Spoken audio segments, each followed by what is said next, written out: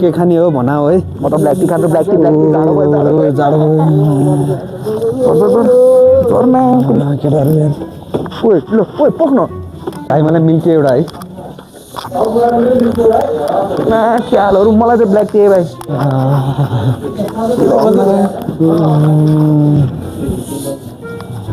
ओ जाडो त्यो जुम्लामा के भयो भन्दैथिस् त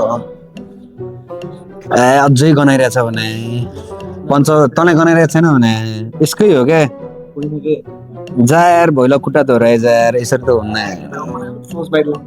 लाग्दैन यार त्यो कहाँ जुम्लामा भएको यार यहाँ कहाँ सोच जा खुर्को धोराए जा साँच्चै हो जा यस्तो गनाउने गरी पनि बस्छ त यार जाडोमा नि केटालाई मेरो माया लाग्दैन रहेछ यस्तो चिसोमा चाहिँ खुट्टा धुनुपर्ने भयो अब त